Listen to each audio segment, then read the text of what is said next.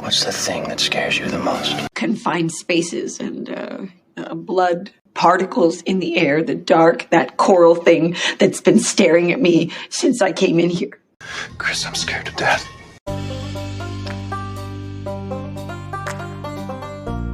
Welcome to the Sum of All Fear podcast, the show that examines real-life phobias and the horror movies that prey on them. So pour yourself something strong, Feardos, and let's find out what makes you afraid.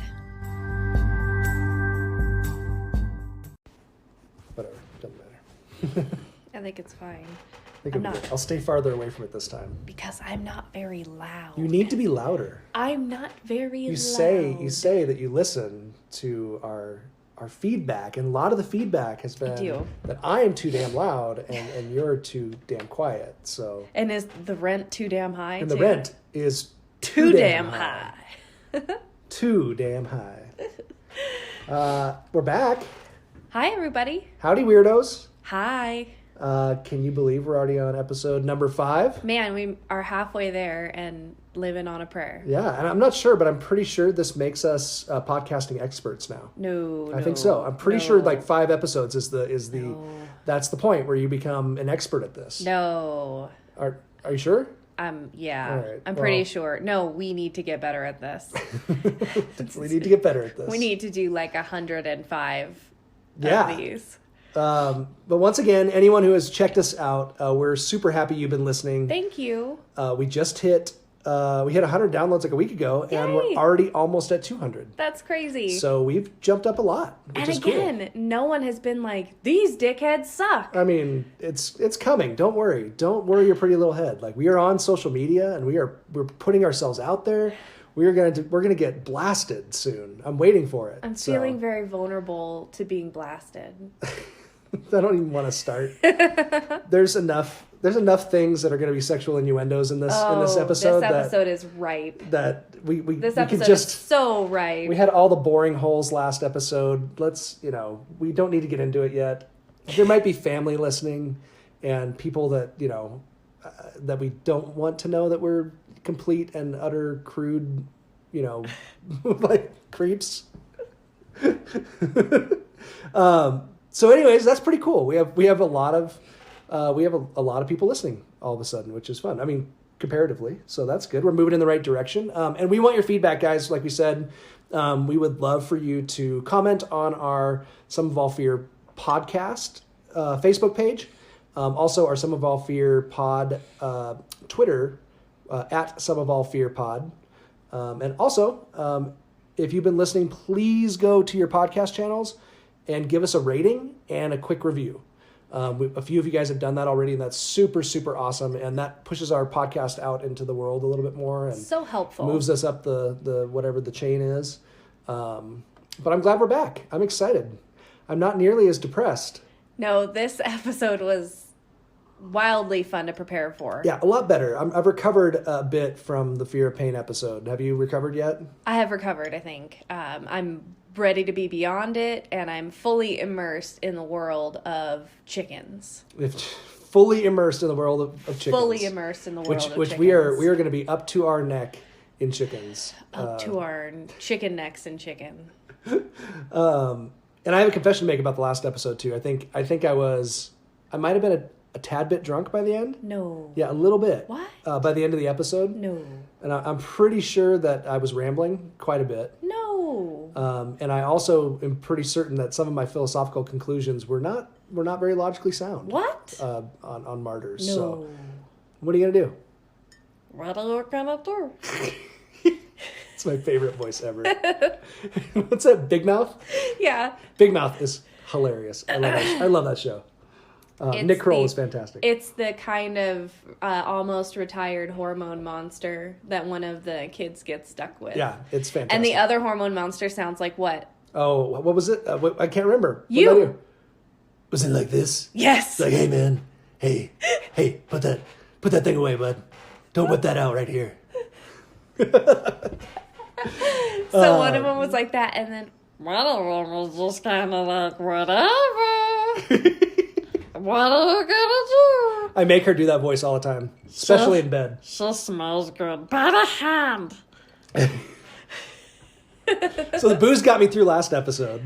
Now the coffee is going to get you through this one. I have some booze and coffee this time, so I'm trying to do the old.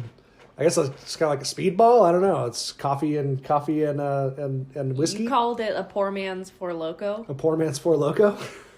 Sounds about right.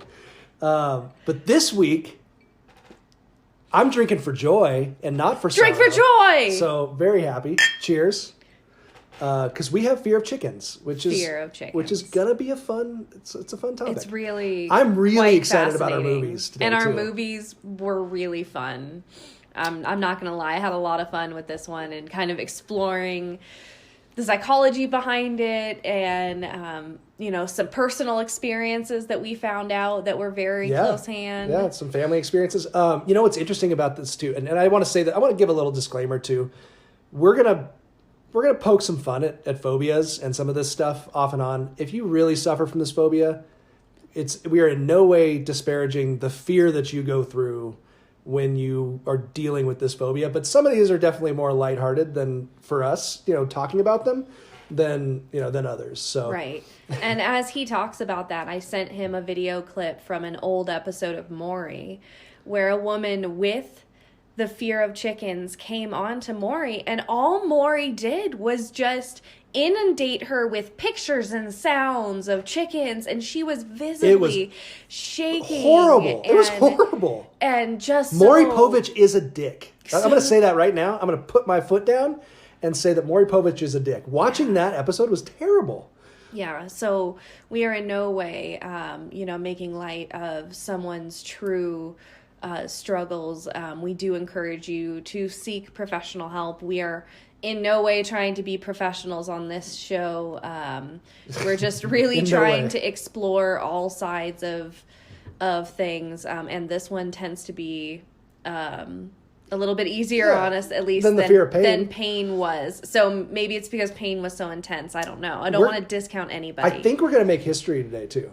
Why? By the way, I want to reiterate this again. Maury Povich is a dick. Maury Povich. I don't want to let this slide at all because you need to go to YouTube and check out Maury Povich Fear of Chickens. Just put that in the old YouTube and check it out because he is like just watching this girl suffer and they're just torturing her. And you can visibly see all the signs of her anxiety and her panic and her overwhelm. And it doesn't even matter what he's showing her on the screen.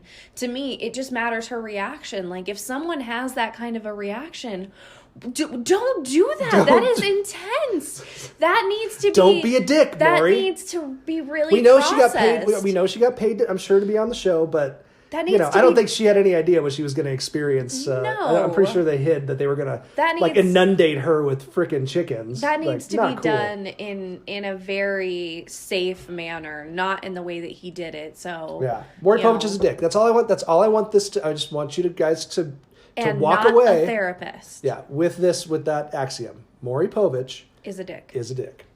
And I will post. I don't know if he has a Twitter page, but I will at Maury Povich. Dick move Maury. Yeah, dick move Maury. Big time. So back to the history we're going to make today. We're making history right here on this podcast because I guarantee you this has never been done. Oh. Somebody's going to find something on the internet somewhere where it's been done somewhere. But we are going to break down a Troma movie, a Troma entertainment movie, and a Disney movie. What? Back to back. No one does that. No one does that. No one does. Some of All Fear podcast does that. Yes, we do. I am not shitting you, folks. We did that. This might be. I think this is history happening today. That we're gonna do Troma and Disney. Thanks for being a part of it. We're covering the full gamut of the spectrum of movies. So no one here can appreciate the joy that is glistening out of Drew's eyes except for me. Oh, so excited. He's so pumped right now. With good reason. Yeah. How was your week? Did you have anything special going on this week? Not a dang thing. No? Just working, trying get ready for our trip? Get ready. I have a room full of clothes I need to pare down, and eventually I'll wear maybe 3 of those.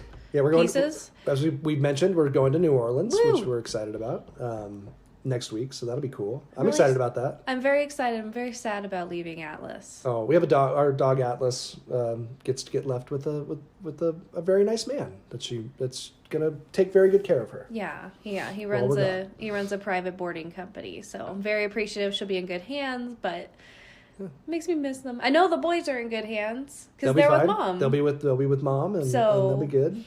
So the boys will be good. What about you? Anything interesting this week? I watched some movies, did some work. I watched finally watched Annihilation, which got a lot of buzz, and I got to be honest, it was good, but a lot of people had it in their like top 10 horror lists, and it's not on yours. I don't know. I think maybe I had gotten too much of the hype. You know how that happens, and then you're kind of like, it kind of kills it for you. It was a high, it was a big budget movie, and it just sometimes those just don't fall. They don't pan out. I watched The Nun, which was pretty creepy, but as far as that franchise, that Conjuring Annabelle franchise goes, it was all right. But Pie Wacket, I saw last week, loved it, really good. Yeah, black magic stuff and very like witchy. Was there a lot of screaming demony stuff? There was some. I don't remember. You watched something this past week where I had to close my office door, and even through the office door, I could just hear this like screaming, and I'm going, oh my god. That was something else. If anybody I am on the phone with for work hears this, it's going to be there are people being embarrassing. murdered in your home. Like, no, everything is fine. My husband's just weird. I get to watch horror movies while I work, and you don't. No. And you have to go into your office and shut the door and drown out the screaming. So that's what I did. I did some of that stuff, and we pounded through some Brockmire this week, which was fun. And I tell you what, you want to talk about a show that starts off comedy and really gets dark in the second season. Dark. Whew. You want to deal some I hope it comes shit. back up in the third season because I'm feeling real low after that. It was getting low, getting real low. So, but that was it. Is it time to play America's favorite game show? Is it?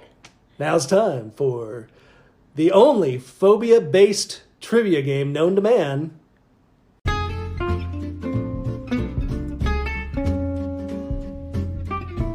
What the fear?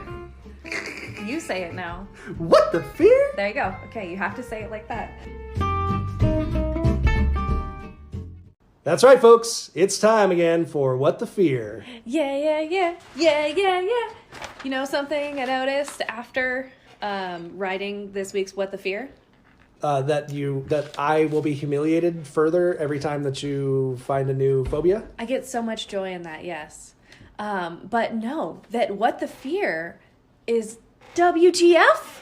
What the fear? Damn. Question mark, exclamation point. I see t-shirts. Oh, t-shirts, bumper stickers, in socks, hats, underwear, WT fear. As a marketing professional, I'm very sad that I had not pointed that out yet. So I'm very proud of you for seeing that. And there is limitless marketing potential there, as well as pictures of me under your foot, maybe under your boot.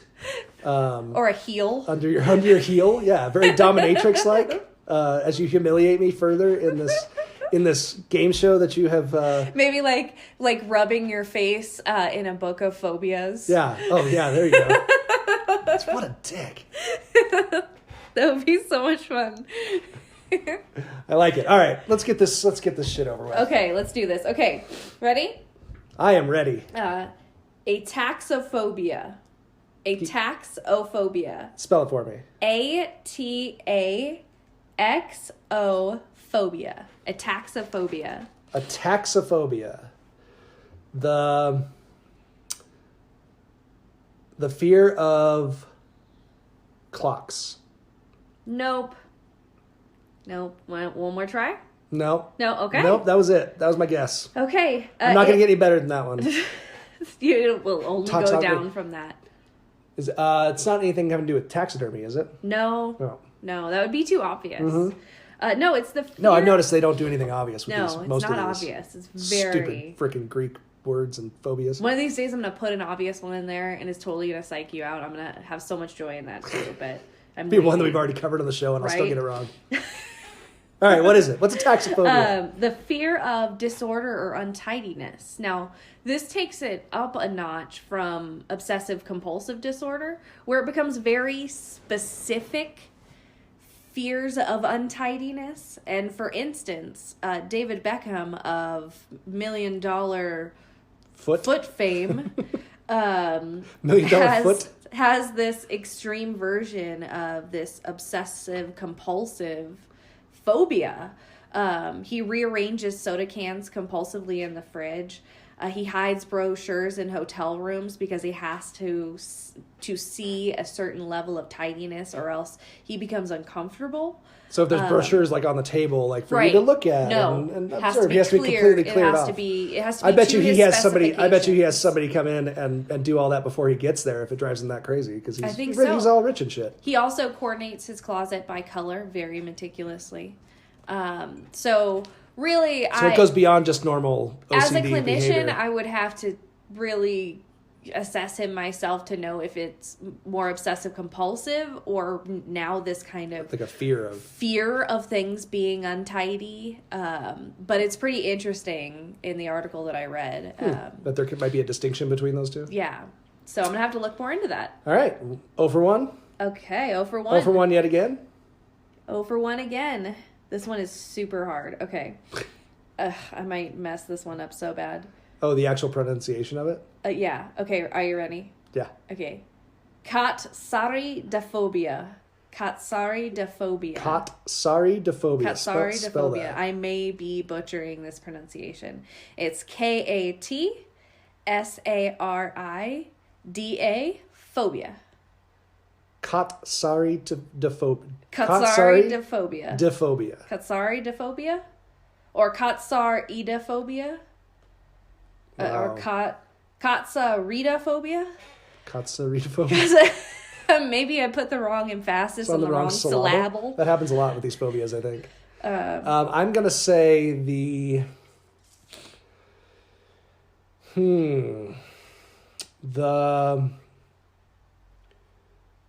fear of escalators. No. It is I didn't base that on anything. No. Oh, good. Whatsoever. Good. So These things are in escalators sometimes, I guess. It's a fear of cockroaches. Ah.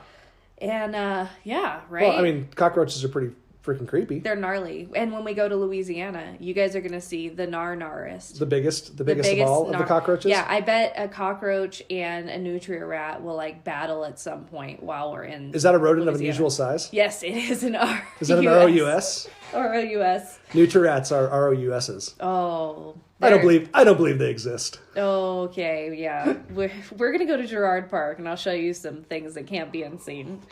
All right, 0 for 2. But Scarlett Johansson. Somebody has this? Very afraid. Scarlett Johansson of Black Widow. What other movies was she in? Oh man, the one with Bill Murray, the Ghost World. That's one of my favorites. That's going way back when she was younger. Ghost World, yeah. She was with Thor Birch. That was a funny movie with Steve. Well, yeah, with Steve Buscemi. She woke up one day to one on her face and has been scared to death ever since. I think I would be probably pretty scared to death of it myself. Me too. I wouldn't disagree with her. Would not be a fan. Okay. 0 for again. 0 for 3. I'm not. You even, love I'm sorry. this. 0 for 2. What's the third one? You love this goose egg, or is it a chicken egg? That's not even funny. Take it, soak it in. Bark, bark. Bark, bark. Bark, bark. Bark. That's my chicken sounds. Duckling. Bark, bark. Okay, last one. Sphexiphobia. Sphexiphobia. This is an interesting one. SPHEKSO phobia. Sphexiphobia. It almost, when I tell you what this is a fear of, it's almost like a sound that it makes. Huh. Why are you giving me? You're not supposed to be giving me clues. I know, but it's so. Are you? Am I gross. that? I Am I that might- desperate of a person that Yes. you feel so badly for You me need that a you feel lifeline. like I have to? I'm giving you a raft. I can't just So it's watch almost you the drown. I sound love it you. makes. Gosh, the fear of. I was gonna say something having to do with the light spectrum, but maybe something more with the sound spectrum. Spectrophobia. The fear of. I really understand this one too. It's, I mean, I don't know. makes the hair stand up on my neck. The fear of nails on a chalkboard. No. It's the fear of wasps. Oh. You went straight for animals, didn't you? Since we were doing chickens today. I feel like the sphex is it's like the sound noise that it makes, and it makes me cringe. Yeah. And I guess there's a singer. That's a really creepy hum. It is. There's a singer-songwriter in England, Robson Green. I've never heard of him, but apparently he is deathly afraid of wasps, and I don't blame him. One time, I turned on my car, and a wasp shot out of my air conditioner at me. And was like in my car as I'm driving in Louisiana. So I find the creatures unpleasant and unnecessary. I'm sure they have a very, very good purpose. I'm sure God created wasps to not just terrorize us. I'm sure there are other very important reasons why they are loose in our environment. That's great. And I just happen to be particularly terrorized by them. Kind of like some folks who are particularly terrorized by chickens. By chickens. It's time for our phobia. Hey, Chris. Hey, Drew. Have you ever thought about starting your own podcast? Why, yes, I have. When we were trying to get this podcast off the ground, we had a lot of questions. Like, how do I record an episode? How do I get my show into all the apps people like to listen to? How do we make money podcasting? The answer to every one of these questions is really simple. Anchor. Anchor is a one-stop shop for recording, hosting, and distributing your podcast. And best of all, it's 100% free and ridiculously easy to use. And now, Anchor can match you with great sponsors who want to advertise on your podcast. That means you can get paid to podcast right away. In fact, that's what I'm doing right now just by reading this ad. Right now? Right now. Right now. Right now. Right now? That means if you want to get a podcast going and make money doing it, go to anchor.fm/start. Join me and Chris and the diverse community of podcasters already using Anchor. That's anchor.fm/start. We can't wait to hear your podcast.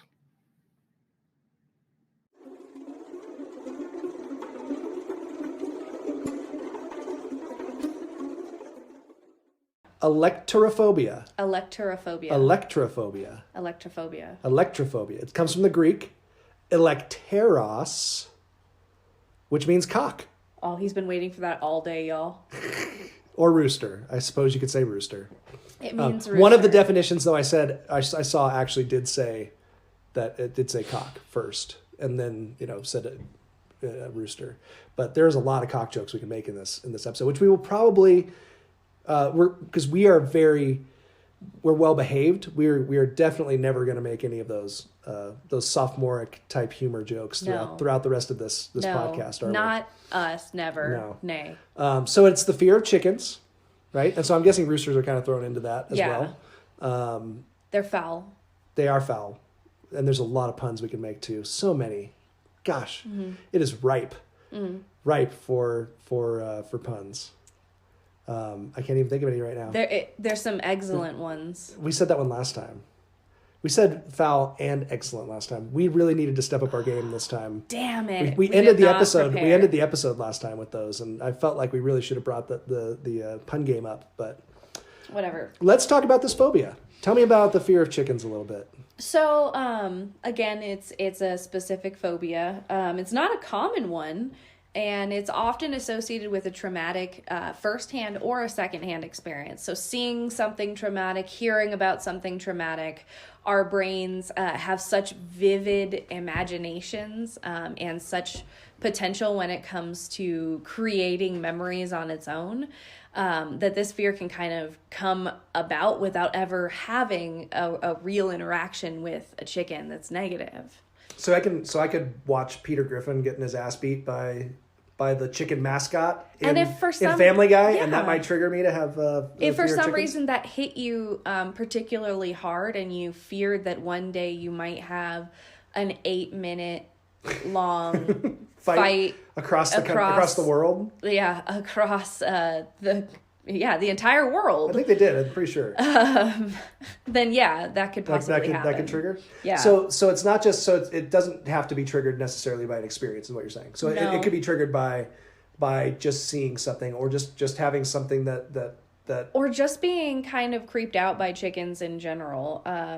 it's generally kind of targeted more towards live chickens. Although I will tell you, I experience a little bit of this with chicken meat. Oh yeah, you're not like a fan. Raw That's chicken. got to be a different phobia, though, right? It is. It's a different phobia. It's meat? It's more of a, not a germ, but a bacteria phobia, because Well, I'm afraid of getting sick from it's it. pretty nasty. And also the texture is really weird. And somebody in college one time when I was sweating really hard said that my white legs look like defrosting chicken breasts, and I kind of got scarred from that a little bit because people really are mean. People are mean. That's not very nice. You know, I have to cut up all the chicken in the family. You do. I don't like it. It's raw chicken weird. is my I have to deal with it. I'm not a big fan either. I think it's pretty nasty, but I think most people. I don't think most people are like laying chicken breasts on their face. You know, no, like people do with cucumbers. For beauty. I hope not. Oh, that gives me the stomach turnsies. Yeah, I'm pretty sure that's that icky taco feeling. Like, ugh. Yeah, pretty gross. So in other words, as far as the phobia goes, they could be triggered by a number of different things. Right. So the why of why this phobia comes about is not as important as how the mind creates the fear behind it. Right? So a lot of the fear behind chickens is that they are going to attack. Now, that's not entirely unfounded.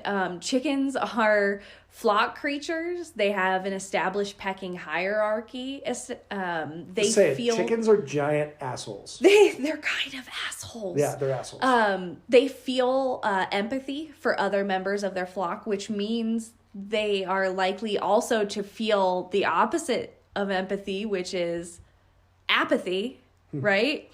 Wait, so if they're feeling empathy and they just see their flock start disappearing one right after another, do you think that triggers triggering something? I feel like it's not unfounded that somebody might think Where'd my buddy guys go? Where'd my brother go? These guys might notice that their flock is going missing and then attribute that to someone around them and then corner them and, attack them and poke their eyes and, do some things that are not pleasant. So well, let's break it down a little bit too. I mean, chickens have their beaks are very powerful and very sharp. They have their talons are very their claws, I guess, talons, they call them talons? Yeah. Or whatever they are. Talons, claws, they're sharp as hell too. They can are scratch quick as shit. And when they try to go after you, they go for like the face and the eyes, and like they go to like straight for like the jugular. They know where to go. Those dark little beady eyes just stare at you with nothing behind them. It's like the shark in Jaws, which is funny. It's like a doll's eyes. It's like the doll's eyes. Not a sex doll's eyes, like in our Troma movie today. Right? No. And what's funny is chickens are our closest living relatives to like a T-Rex. Right, like dinosaurs. Right. I was gonna bring that up. Yeah.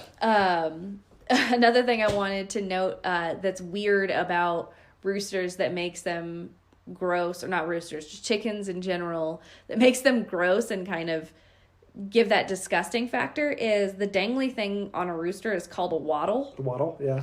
And it's used in displays of dancing called tidbitting. Tidbitting, yeah, baby. And big old tidbitting. Big old tittle big ditting. What? But so yeah, in this tidbitting display, the wattle, the bigger and more flamboyant it is, the better. And the female chickens are not monogamous. They mate with a number of roosters. And if the female chicken finds one of the roosters' sperm that she has been inoculated with unsatisfactory to her after the fact, she can eject it. Wow. I bet there's a lot of girls who wish they had that power. They can eject it. That's insane. They can. There's a lot of girls at about 3 a.m. Think about the evolution. All over town that would just love to have that power. Think about the evolutionary power behind that, though. Like, oh, I found a better rooster over here. Like 10 minutes later. Never mind. See ya. This one's gone. Yeah. See ya, buddy. I like this one's odds better. Your swimmers are going the other direction. Exactly. That's insane. That is pretty insane. So, So they're pretty. So in other words, so when it comes to mating and to kind of that survival of the fittest type deal, right? These guys, they're pretty high up on the chain. I mean, that means they have they're gonna end up with the cream of the crop most of the time. No pun intended. Chickens are smart. They are often used The cream of the coop. The cream of the coop. They're smart, they're used in research of animal behavior a lot because of how intelligent they can be. They also display in the research the same preference for over 100 human faces as humans would have. Wow. So they recognize the difference between faces that they find pleasurable and faces that they don't find pleasurable. And those tend to be similar to what humans pick. Interesting. Well, and you've seen there's always the smart chicken thing, right? Yeah. Where the chicken picks. That's a real thing. Different chickens can choices. actually do a whole lot. They're very intelligent. Isn't that like a carnival sideshow thing too? Yeah. Like the chicken, yeah. Yeah, and with smart chicken. 25... Wait, that was in Buster Scruggs. Yeah. Right? Ballad of Buster Scruggs, Yep. They were doing that chicken thing. That was a great movie. With 25 billion chickens on Earth at any given time. That's gross. That's 3-1 against humans. So I don't find this fear that the chickens could be plotting a massive uprising entirely. Wait, did you say 25 billion? Billion. Wow. At any given time, there's over 25 billion chickens on the planet. I am, we're going to be digging into this Poultrygeist Troma movie here in a bit. That makes me very afraid. Something else that I am staying afraid. I am staying very Something afraid. else that should make you afraid is that chickens are omnivores, which means they eat meat and vegetables yeah. or whatever. greens. So yeah, these chickens might, George Orwell may not have had it entirely wrong. Wrong? Do you think? I don't think Orwell said anything about chickens taking over the world, did he? Animal Farm. Was that Orwell? Did Orwell write Animal Farm? Am I wrong? Alexa, who wrote Animal Farm? I know he wrote 1984. Animal Farm's author is George Orwell. Oh, you're Boom right. shakalaka. I've never read it. I've never read Animal Farm. I've read 1984. Dang. You need to read that. I think I have But it I've in. never read Animal Farm before. Oh, I've read. it's good. I think in grades in junior high and high school they made us read excerpts, but I never. There's actually read some it. very crafty chickens in Orwell's Animal Farm. It's really scary. But so I really feel like it's not an unfounded fear. Even the ancient Greeks held the belief that lions were scared of roosters, as evidenced by several of Aesop's fables, such as The Lion and the Elephant. Huh. So go back, read those, and you'll notice the lion is always intimidated by the rooster. Interesting. There's a visual of one of I had an illustrated Aesop's fables when I was a I kid. know, you can see and it, there's can't you? where they were boxing or something. Yeah, I think. yep. Interesting. There you go. So crazy. Well, so a lot of people who obviously this fear stretches. It's not exclusive to people who grew up on farms or in rural areas, but a predominant amount of people who have this phobia did grow up with chickens. They grew up on At farms. some point, they or had things this like that. run in with chickens. And I have my family, my mom's side, were all, they were nursery men and farmers and had farms and lived in very rural Tennessee. And my aunt actually has this phobia, and has it pretty severely. Yeah. To a real to an extent to where she actually it does affect some of her daily life, or at least when she sees chickens. And actually, it goes over into birds as well. But it started with chickens, and I meant to call her this week to ask her, but I ended up just texting my cousin Brent so he can give me a little bit of the rundown of it. But basically, when she was a kid, they lived in McMinnville, Tennessee, and they had a little farm. And when she was 5 or 6 years old, she was outside, and the rooster that was cruising around got super aggressive, and ended up basically flogging her, and injuring her in some way and going after her. And my granddad heard her screaming and ran out and actually grabbed the rooster and just wrung its neck right there, which is, that's traumatic in itself. That's probably something that stuck with her. I'm sure that was a pretty intense experience. It's like the lambs. Yeah. I still hear the lambs screaming, Clarice. Hello, Clarice. Hello, Clarice. So he realized what was happening, wrung its neck, and then took it inside and like had grandma basically cook it up. You're not going to waste it, right? So, and apparently they didn't, grandma and my aunt didn't eat it. No more chickens. And then after that, granddad didn't like chicken after that. Whenever grandma would fix chicken, he was like not a fan, which I thought was really interesting. And after that, since that time, she's not a big fan of she's fine with birds like out in nature, but if there's she was my cousin was saying that he had a parakeet in a cage or something in an old apartment when he was younger, and when they would come to visit, she wouldn't go in the room with the parakeet that was in the cage. So she did not like birds in enclosed spaces.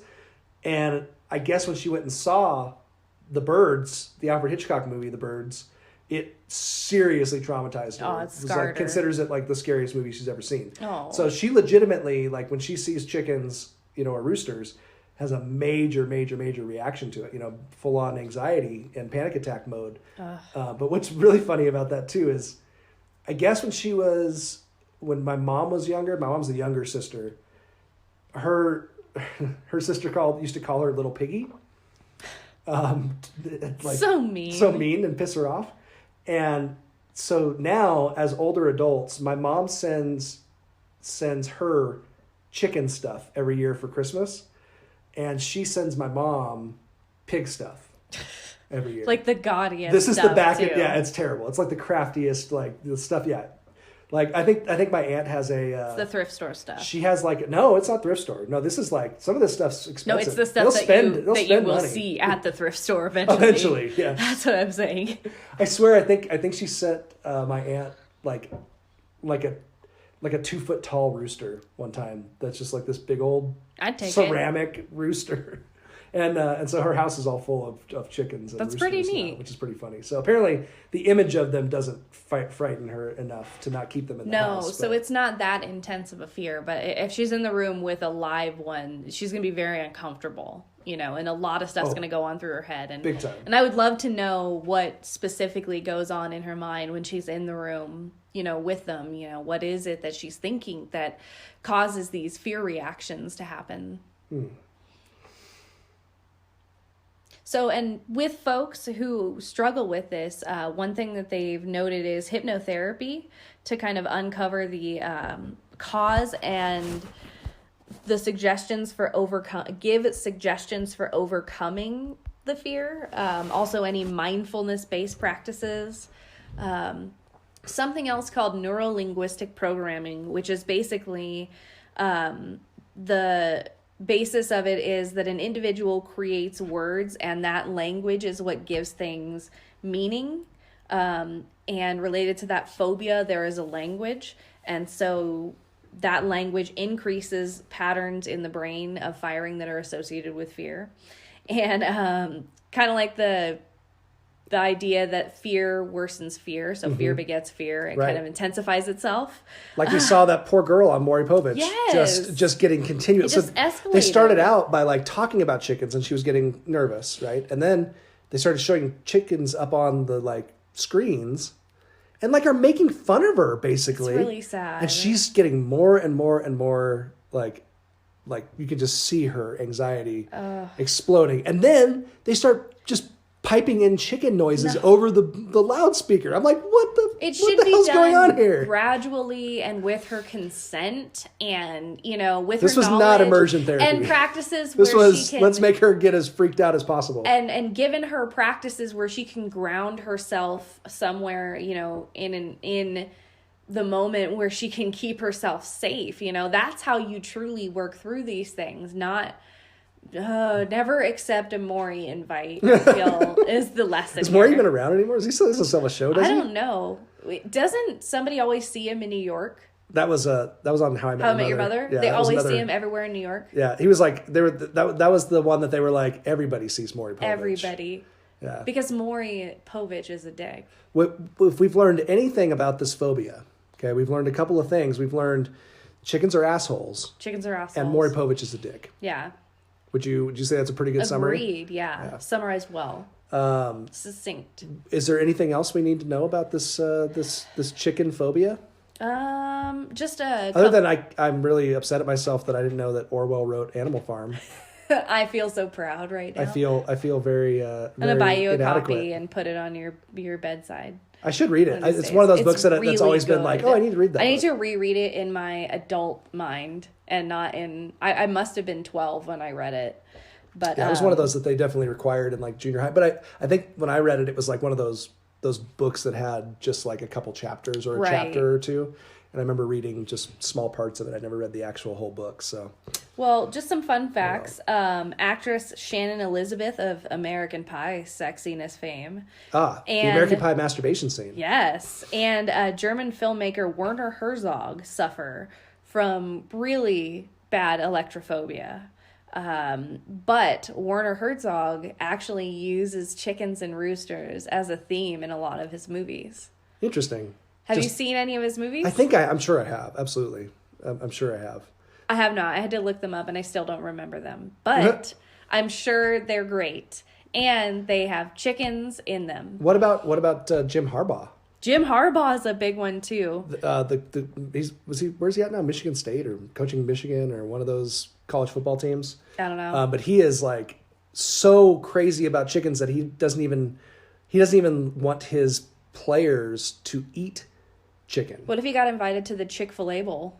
Oh, shoot. It would be over, man. He would just have to decline. What if his team wanted to get sponsored by KFC? I think it would be a big problem. Apparently, he is really neurotic about it. Apparently, like he's super, really super neurotic. Neurotic in general, though. Yeah, for sure. So I was looking up Werner Herzog because I was trying to figure out what movies I'd seen that he had done. He just did that Grizzly Man movie recently. Yes, the one where the guy died. Mm-hmm. Yeah, where the guy was like, "Hey, I'm part of this bear family now," and then he gets eaten. No. He gets eaten by the bears. That was a metaphor. He gets all eaten by the bears. He doesn't. It was a They metaphor. They were not part of his family. In fact, he was part of their diet. I would love to see what the chicken was in that one. Like, was there a chicken involved? I don't know if there's a chicken in that one. He's done a lot of movies. I mean, he's done a lot of films. But yeah, that was supposedly a central, or not a central theme, but a theme that was kind of woven in intentionally by Werner. Well, speaking of movies, I have a couple of movies that I think are pretty good for this whole chicken theme we got going on. I think you did so well. We only did 2 this time because last time we covered too much. We did. And honestly, there's not a lot of movies centered on chickens. No. Outside of the animated realm. So we are going to talk about a Troma film. Woohoo! A Troma entertainment film from such classics as The Toxic Avenger. Yep. And Tromeo and Juliet. A fan favorite. They're wonderful little films, really family friendly. Oh. Yeah, I mean, bring your kids. The first minute of the film, a dead guy's finger went up some teenager's butt. Yeah. And then he kept it for well, at least a college semester? He felt like it was a very special memento from his girlfriend, but it wasn't. It was from a zombie. Weird. That's weird as hell. It's weird. Yeah, Troma movies are a little strange, but they're fun. So our honorable mention for today is Poultrygeist, Night of the Chicken Dead. You're sitting at home and your stomach is bubbling. No food in the fridge and your hunger is growing.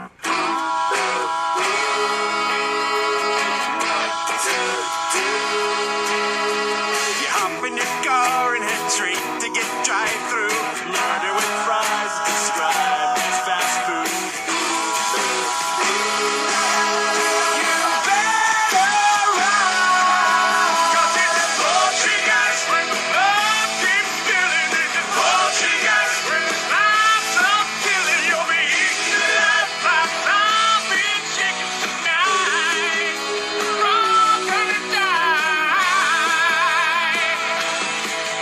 That's right, folks. Our first movie of the day, our honorable mention today is, how could we not do this one? I mean, it's all about mutant zombie chickens. I mean, we've got to do it, right? I mean, it's mandatory. It's perfect for this topic. It was pretty epic, I will say. As much as I didn't like all the grossness. Oh, it's so disgusting. Troma movies are so gross. Immediately as it ended, I was like, we should put that on again. Because that was kind of I missed funny. some stuff, because everything's a one-liner Yes. in these movies. Everything, you have to watch it with the subtitles so that you can catch all the one-liners. Yeah. So those of you who don't know, Poultrygeist, that you just heard that wonderful little intro jingle to, is a 2006 black comedy musical horror film from Troma Entertainment, directed by the infamous, the legendary Lloyd Kaufman, who also was one of the stars of the film, and co-directed by former longtime Troma editor Gabriel Friedman, from a screenplay by Friedman and Daniel Bava. Just sick men. They are. They're very sick men. It's very disgusting. Here's a quick synopsis. When the I have to do this. I think I need to do this in the KFC Southern Chicken Maker voice. Ready? Deep breath. Scene. Okay, ready? When the American Chicken Bunker, a military-themed fried chicken chain, builds a restaurant on the site of an ancient Indian burial ground, local protesters aren't the only ones crying foul. The previous tenants, fueled by a supernatural force, take possession, in quotes, of the food and those who eat it. And the survivors discover that they must band together before they themselves become the other white meat. Film lovers have been starved for sustenance. The relentless diet of predictability and pretense Hollywood has been serving up just doesn't cut it. Poultrygeist is hearty food for thought. In Poultrygeist, Troma takes on the fast food industry, skewering the soulless restaurateurs in the world's first horror comedy film to feature zombie chickens, American Indians, and a bit of singing and dancing. It's Poultrygeist. Buck, buck. Buck, buck. That's the Troma IMDb page description of the movie, What's which this it's just fucking epic. What is that? What are we looking at here? What are we looking at? What's going on? Sorry. Okay, sorry. That was just so amazing. And there was one thing that you said about being the other white meat. Oh yeah. And I was like, I resent that statement very much. I have been called the other white meat before, okay? Because of your raw chicken breast calves? Calves, yeah. Is that why? We were in the weight room when I was an athlete at the university, and we were doing weight room stuff, and it was Louisiana, so it was very sweaty, and I'm very pale. Mm-hmm. And one of my teammates goes, your calves look like sweaty chicken breasts. I know. You explained this earlier, you know. It still hurts my heart. I'm sorry. Do you need a hug? I still don't wear shorts because I'm afraid someone's going to refer make fun to of me as the other white meat. Oh, I'm sorry, honey. No, that's not true beautiful. at all. You have porcelain skin. I do. It's wonderful. Yeah, no, I'm over 30. I don't care now. It looks nothing like raw chicken breasts. I mean, it kind of does, honestly. If we're being really super honest. So Poultrygeist, this was a fun film, right? It was really fun. I was a little apprehensive at first just because of how it's terrible. It's so terrible. It's really terrible in a lot of. It's really. I will say racist. this. If you're offended by anything, this is not the movie for you. The chicken has declared jihad on us all. If you're grossed out by anything, no, this is not the movie for you.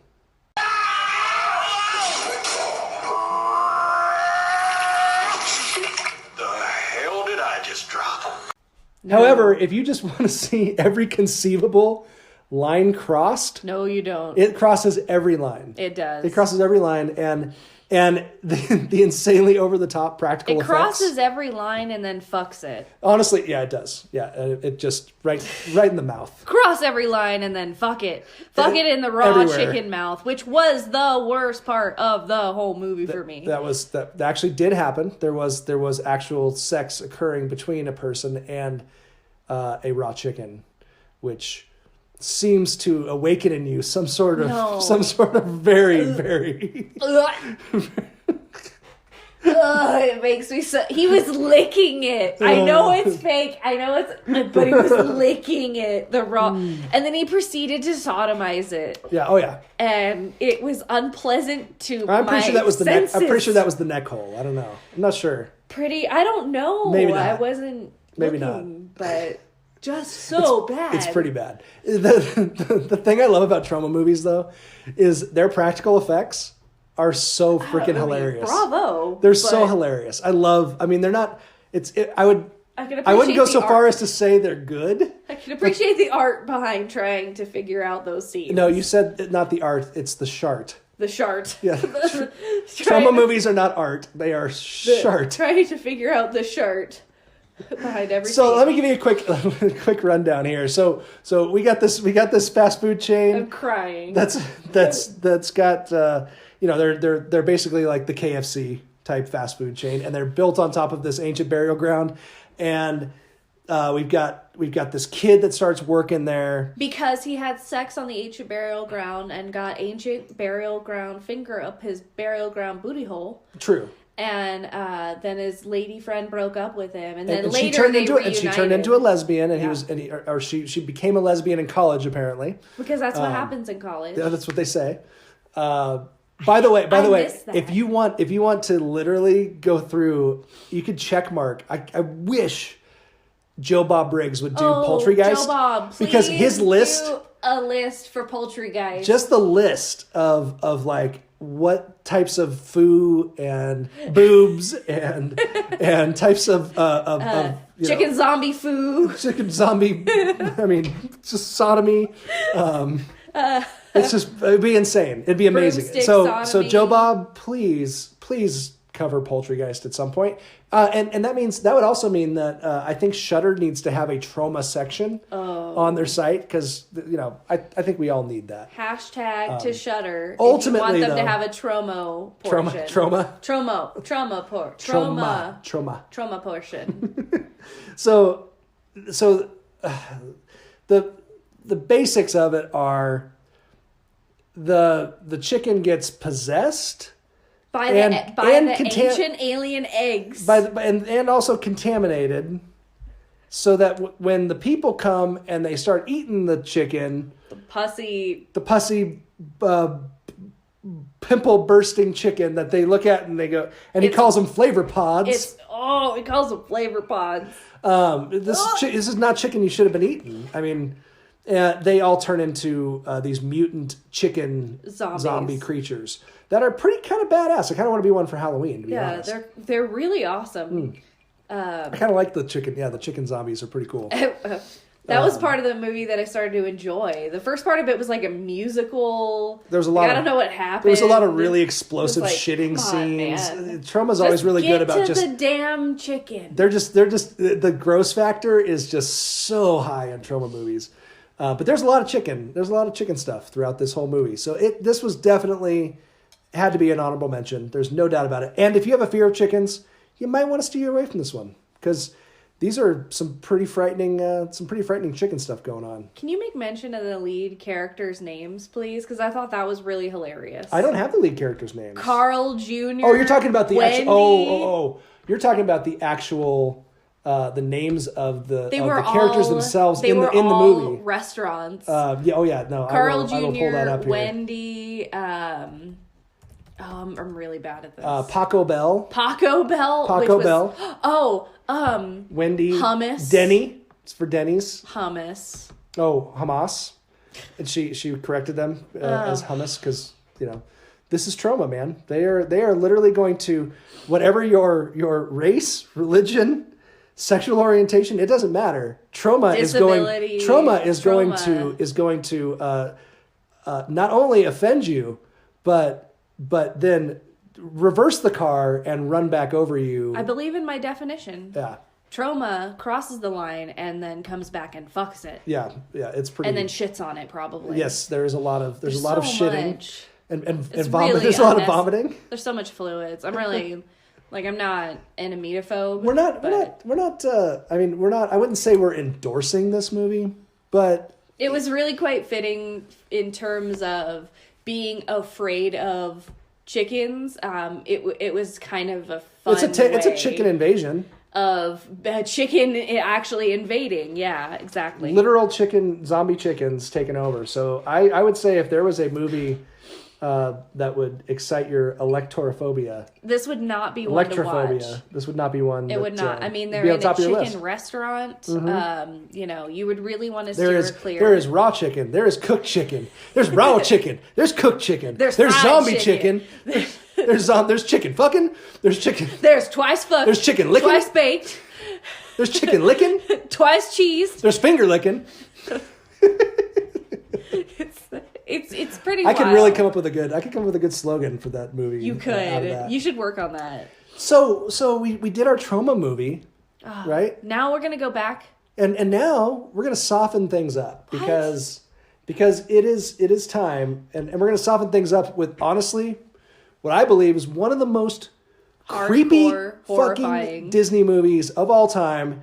And for anybody to tell me that this is not a horror movie, I will fight you. I don't know. I will cut you. We watched it with the boys, and afterwards I was like, this could be a solid argument. That shit was pretty terrifying. Yeah. So it is now time for our feature presentation.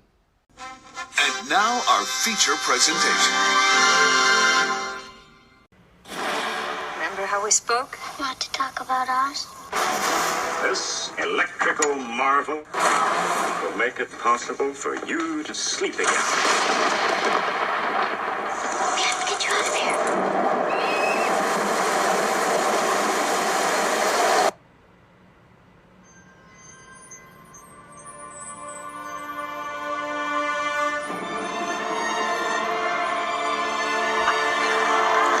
Melina? Who else? Alice in Emerald City. What's happened to everybody? She has returned to Oz. Are you Dorothy Gill? They were the dust. Mommy. I am TikTok. My name's Jack Pumpkinhead. What happened to the Emerald City? Gnome King turned everyone to stone. I'd rather take my chances back in Kansas. Nobody knows where you are. I believe I'll lock you in the tower till your head is ready. Then I'll take you. I believe you will not.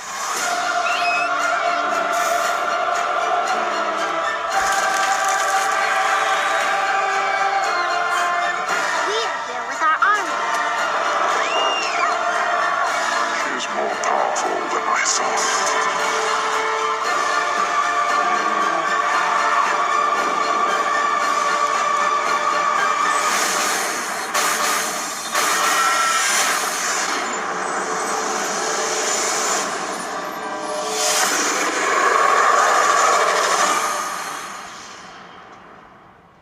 So our feature presentation is 1985's wonderful little fantasy film from Disney called Return to Oz, which, Fantasy / everyone's nightmares. Yeah, you're supposed to bring your kids to, and, it's supposed to be kind of this sequel-ish to the original Wizard of Oz. But she goes to a psych ward. Yeah.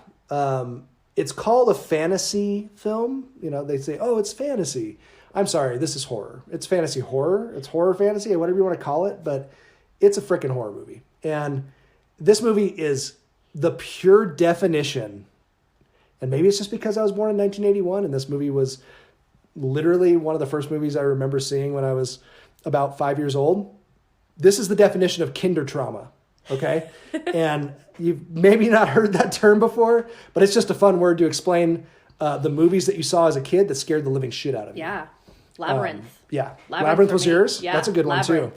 That's another one that's very similar. It's fantasy, right? It's but that one's even more fantasy. This one's straight up horror. It scared me, but it oddly turned me on. Like, I had the weirdest crush on David Bowie in that too. And his codpiece? Yeah, it was weird because I was codpiece? so young, and I remember it and just being like, I'm scared. What's happening? What's under his spandex? I don't understand. So, I don't know. Maybe I had a young fear boner. I don't know. So David Bowie just attracted that fear boner. I don't know. I like it. Let's not go into that psychology. That sounds scary. We'll save that for another episode. Oh man. For the fear of goblins. That's probably a thing.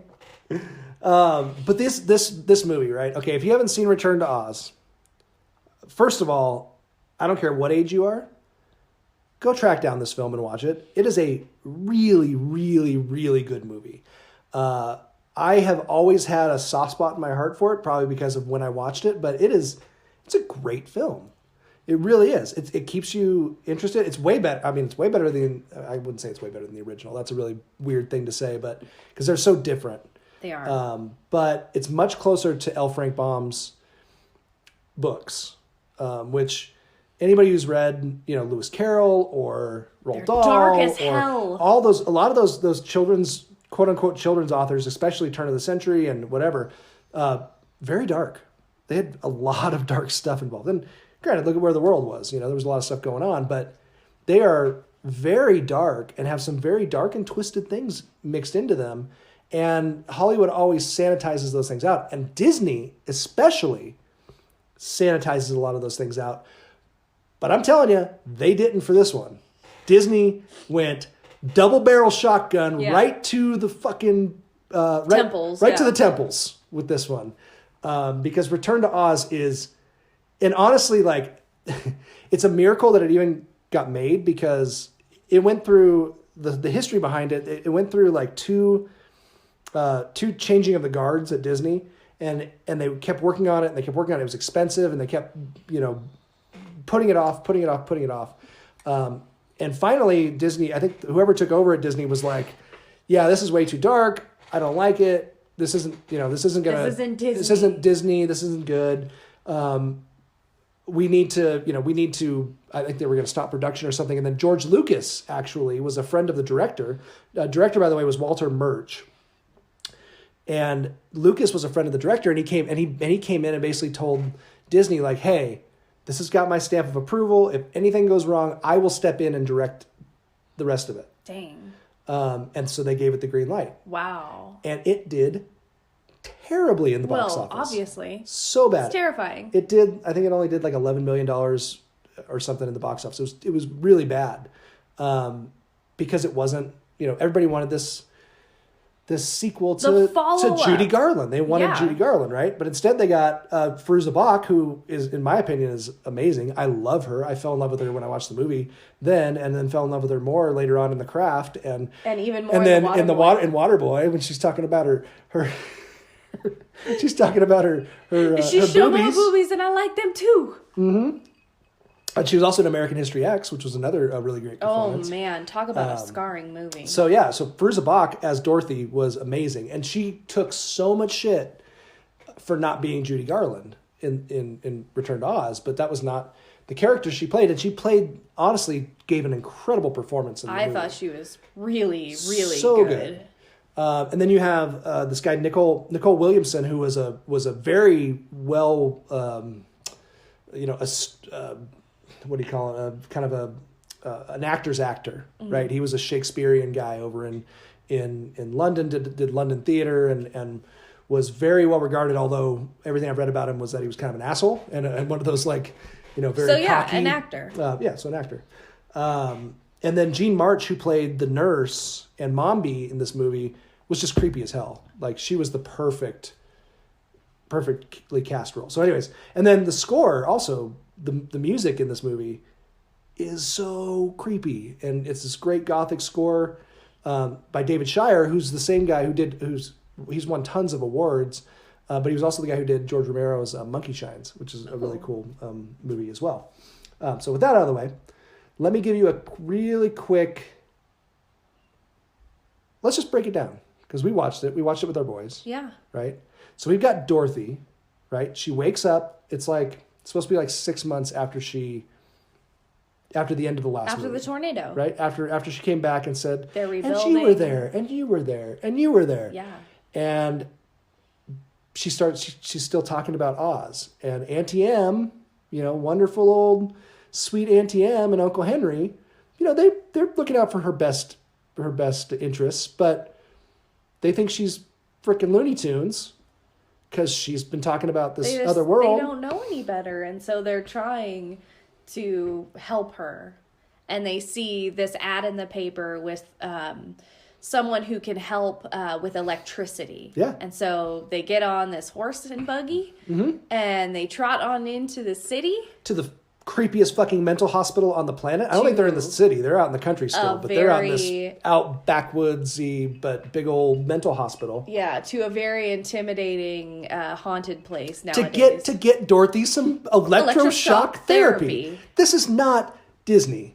Like, this is not your typical Disney like starting of a movie, right? Yeah, so, let's hook a child up to electroconvulsive therapy. So Auntie M leaves, and she's left there. Well, this is after the doctor shows her the electric machine and basically shows that it's like a face. Here's the eyes. He tries to personalize it and make it childlike or like toy-like by being like, oh, look at its silly little face. And really, it's just creepy. I saw the face of that electroshock machine in my dreams for many years as a child. So I'm not a big fan of that scene. Every time I see it, I go, oh my gosh, I remember that scene so vividly. Remember the outlines. Because it's so creepy. And so she's left alone, right? Auntie M leaves her there. Yeah. To have this electroshock therapy done. And then she's visited by this like little blonde girl who's kind of creepy too. Who may or may not be real. Yeah, I don't know. She's kind of, we're not sure. Well, you never know. Throughout the whole thing, you're never sure. And just like with the original Wizard of Oz, whether this is all in her mind or right? real. Or real. So this little girl brings her a pumpkin carved because it's Halloween, because this is a fucking horror movie. Right? Because she went to go get electroshock therapy on Halloween in a mental institution. I mean, there's no doubt in my mind that this is totally a horror movie. And then she gets whisked away by like your typical Nurse Ratchet. Ratchet. The nurse is like Nurse Ratchet times 20. Well, yeah. She looks like she's ready to go like lead a seance at the frickin' satanic order down the street. Yeah, she's not warm and fuzzy. No, she's dressed in black and she's got this like pointed. She looks like she is the definition of cold and prickly. Yeah, she's not fun. And then she's got two orderlies with her that are also creepy looking, and they grab her and strap her to a gurney. And she's like, why do I have to be strapped down? And they're like, oh, just so you won't wiggle or something like that. And they take her into the room to get her therapy done and start getting the things on her head and all that stuff. And then the power goes out. And while the power's out and they're rushing around, you hear wailing, right? Wailing. Cries. When the power goes out. And that little girl that she had met who came in and gave her the pumpkin comes in and goes, we got to get you out of here. This is going to basically destroy you. This treatment is not good. Everybody who's basically been fried is in the basement. So we've got a bunch of people living in the basement who are fried from the electroshock therapy. Whose brains have been, destroyed by obviously far too much electroshock therapy than is proven to be therapeutically effective. Side note, let's do a little aside here real quick. I know we're probably going to go long again in this one, but I'm enjoying this. I like this movie too much to rush through it. Tell me a little bit about electroshock therapy. Electroshock therapy is still a relevant treatment to this day. I think will surprise a lot of people.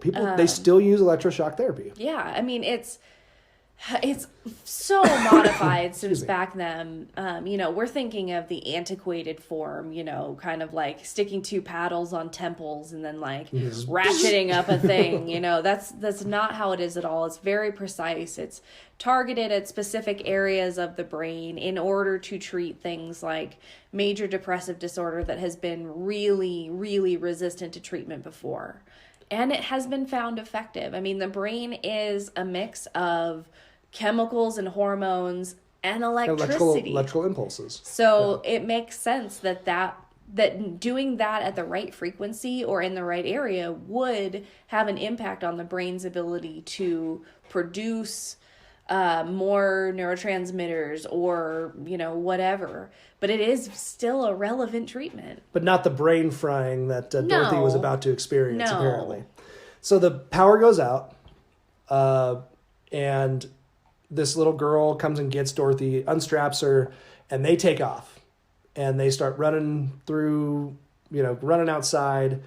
and they come to a river, and this satanic nurse is chasing after them in her black and her minions frock, and so they end up jumping in the river during the storm, and it's all crazy. She climbs into a crate to get away. The little girl, the blonde girl, disappears. Dorothy is left in this little crate, and then floats away, then falls asleep on the crate. Whatever, yeah. And then wakes up, and she's in Oz, right? Yep. Well, she's in the Deadly Desert, which is Oz still. I mean, she's in the land of Oz, but she's in the Deadly Desert, which we didn't hear anything about the Deadly Desert in the original. I don't think. Did we? I don't know. The desert where you step on the sand and you turn to dust. Sand? You turn to sand or whatever instantly. Yep. Yeah. No, that didn't exist. We also didn't have creepy rock creatures coming out of the faces appearing in the rocks to spy on. Oh, I know. On Dorothy, which happens immediately. Who also made it through with Dorothy? Oh, right. So then, instead of Toto. So to get back to to bring this around to our point, chickens are a big part of this whole story. Bigger than I ever realized. Yes, chicken is the chicken, Bellina, who was Dorothy's chicken Dorothy's chicken on the farm, ends up with her in Oz, and so she's got this chicken, right? And this who can now talk. Yeah, Bellina's talking. They're chatting it up. She's quite a pleasant young British woman. Yeah, I'm sure we'll play a little Bellina clip in here somewhere. Yes. But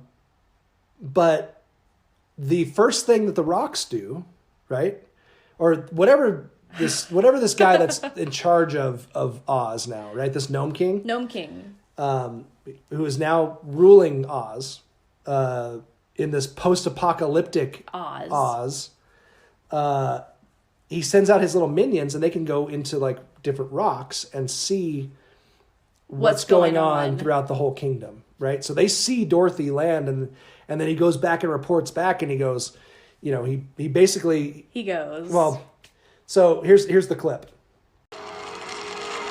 Your Majesty, she has returned to Oz. Good. Keep an eye on her. What's the matter? What is it? She has a chicken with her. So we realize right away that like chickens are a big no-no in Oz. They're kryptonite. He does not like chickens. They Gnome are King banned. Is a big. He has Alektorophobia. Chickens are banned, and that is made known as soon as right away she meets anyone in this post-apocalyptic Oz. Yeah. So she ends up getting she ends up going and seeing the old house that she crushed the witch, and then finding the Yellow Brick Road and going all the way to the Emerald City. And the Emerald City looks like basically Chernobyl.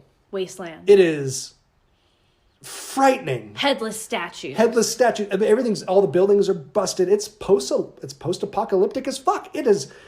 This Disney movie is like the nightmares of all nightmares. And we see some familiar faces terrible. too that are frozen in stone. Yeah, we got the Tin Man and the Lion. They're all frozen in stone. And then she sees these girls all holding hands, and they're all missing their heads. These statues, and they're all turned to statues. All these people are turned to statues. This is a very ominous movie. It's very ominous already. And there's no sign of life anywhere. No. Until you start hearing like rollerblades. wheels, rollerblades.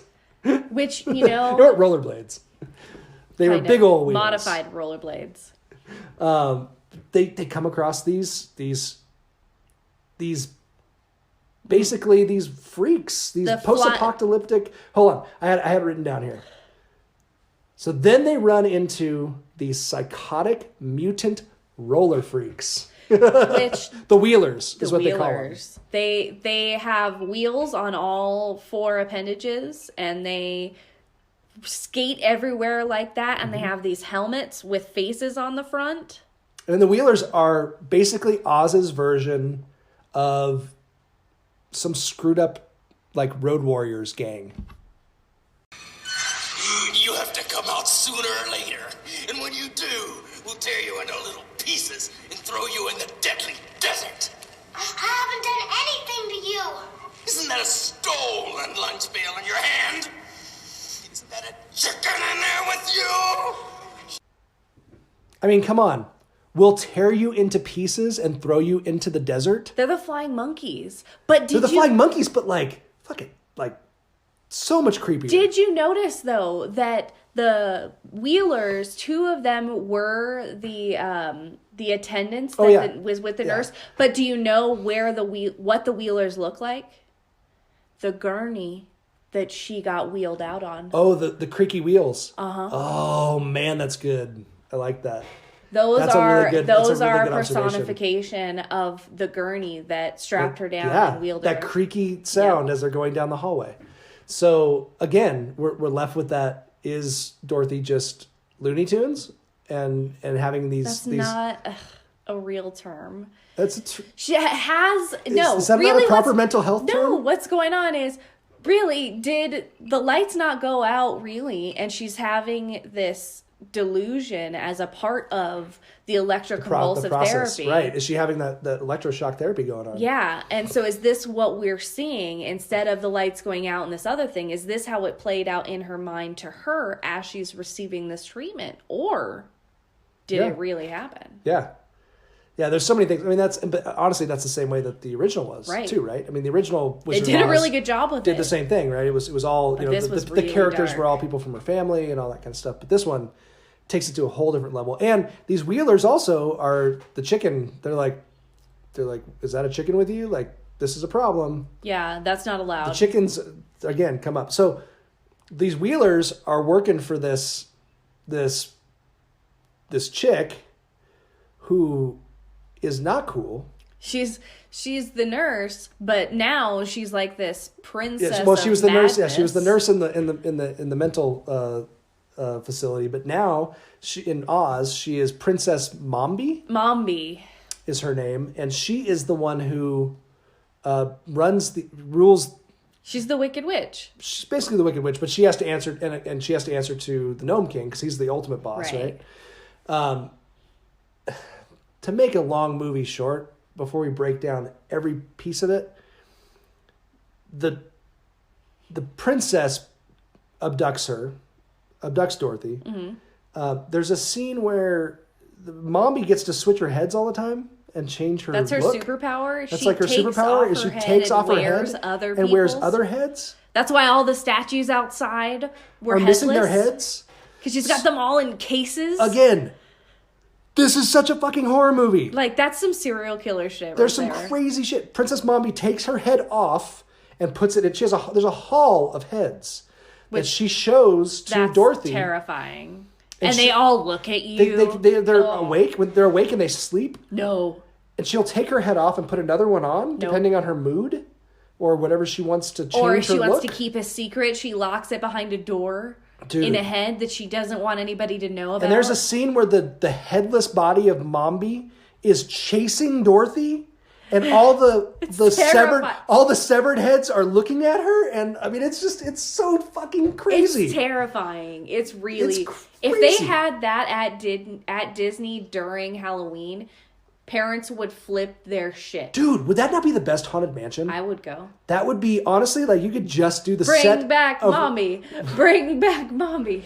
Dude, you could just do Return to Oz in the Haunted Mansion at Disneyland, and it would be the best. Like, that would be the best Haunted Mansion ever. I would go. So creepy. So, ultimately, right, we see Dorothy gets away from Mombi, ends up confronting this Gnome King who lives in the mountain, who is also creepy as fuck, and apparently a cross-dresser too, because he's really into those ruby slippers. Oh, he loves them, and we are not judging him, because I thought they looked good on him. Blue and red are complimentary, and he was quite complimentary. 3 snaps in a Z formation. But he basically puts her to the test and makes her do these terrible things.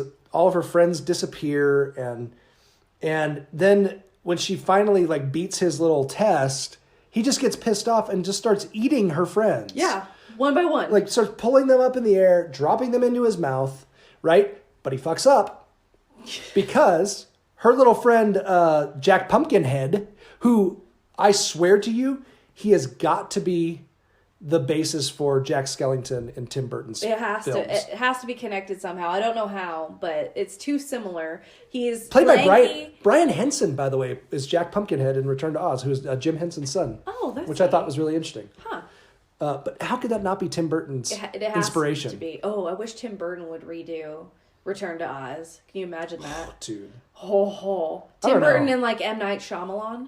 No, screw that guy. M. Night Shyamalan hasn't done a good movie in a long I know. time. That's the only horror-ish name that I could come up with. You could think of someone better. Have I not taught you better than this? I can't remember names. How about Guillermo del Toro? We could do Tim Or Burton and Guillermo del Guillermo del Toro. That would be a Toro. fun combination. I think that was the one I was thinking of, but I said the other one, so I'm sorry. But yeah, no. Or we could probably find a lot of other ones that this could do a really movie- good job with it too. Like truly impactful. So Jack Pumpkinhead, right? So he's throwing her friends into his mouth and basically eating them, and he picks up Jack Pumpkinhead, who he doesn't know, Bellina the chicken, is hiding inside of the pumpkin, inside of the hollow pumpkin inside skull. of Jack Pumpkinhead's hollow pumpkin head. And Bellina had a lot of trouble recently with laying her eggs, and the fear literally scares an egg out of her. Oh, that's probably right. You're probably right. Yeah, the fear Scares It's what knocks an it. egg out and so of the her. egg rolls around inside the pumpkin, and then- as the Gnome King is dangling Toilet bowls out of the pumpkin mouth. and falls into the Gnome King's mouth and destroys him. And we find out Chickens are poison. chickens are poisonous. They're poison in Oz, or to the Gnome King King. and all of his minions. That's why he was so afraid of them. They were poisonous. They were going to kill him. They were all conspiring against him. Those chicken bastards. So we've got a creepy ass mental institution. We've got like Electroshock therapy. Electroshock therapy. We've got like a satanic nurse. We've got creepy ass attendants. We've got a doctor who is torturing patients and keeping them in their in the basement. We've got Oz now, that's post-apocalyptic, right? All of your favorite characters are dead. All your favorite characters are gone. Run by a tyrant. We've got these psychotic mutant freak roller wheeler guys who are creepy as hell. We've got this Mombi who's basically whipping her little wheeler guys in shape all the time. We've got a fiery furnace. We've got Friends being eaten. Oh god, the hand. Remember the hands in the rocks? Yeah, the rock pulling the hands. Oh gosh, man, it is so creepy. All I can say is, actually, I want to read a quote. There's a quote. I read an Uprocks article that was perfect. Return to Oz turns 30. This was from 2015, and it was the perfect article about how. Post it. I will post it. Absolutely, will post it. Chris Egertson was the author of this article, and it was great because it basically is saying all the things that I'm saying about Return to Oz, which is that it's the creepiest freaking child Disney movie ever. And it says, the Wicked Witch of the West, from the original movie, may have been frightening for very young kids, but she was nothing compared to the devilish, head-swapping Princess Mombi, the sadistic, baritone-voiced Gnome King, and God help us, the cackling Wheelers, a group of fluorescent roller derby mutants who served as nightmare fodder for an entire generation of children. I resent that. Yeah, the roller derby thing really threw you off, didn't it? You don't think the Wheelers are mutant roller derby? They are not wearing proper roller derby attire, so no. They are not. And they are not wearing the proper gear, yeah. They don't have the right pads. No. They're not even allowed to skate like that. So, no, wrong. That sums it up really well, though. This is pretty good, though. This is and it's a chicken movie. There's no doubt about it. There's a lot of fear of chicken in this movie from start to finish. There's a lot of fear, and it was so weird that was the thing that they were afraid of. But more than that, I've got to recommend this movie so highly because it's so good. It traumatized my children. It traumatized me as a child. I showed it to my kids. I think I showed it to Hudson when he was like 5, and then I showed it to him again. We watched it again the other night at 7. And he argued so fervently, like, this is a horror movie. He did. Did you see the heads? Yeah. He was very much on my side as far as this movie being an absolute terrifying movie. for children. I cannot believe that it made it through Disney the way that it did, but it is brilliant. And honestly, I would love to see a reboot of the Oz franchise with this darker version, like a Tim Burton type style of movie. I mean, Tim Burton has been hit or miss, but that kind of like darkness brought to it. Maybe Del Toro or one of those. And Del Toro together. Yeah, like Del Toro's doing Scary Stories to Tell in the Dark, which is another Kindred Trauma, thing That's my for Kindred all of trauma. us, right? The books. This would be another one that would just be a freaking great reboot. If they took those original novels of Frank Baum and really fleshed them out in the dark way that they are written. I've read a bunch of those early ones, those L. Frank Baum, original Oz stories, and there's some really twisted shit mixed up in those. It would be fantastic. It'd be really good.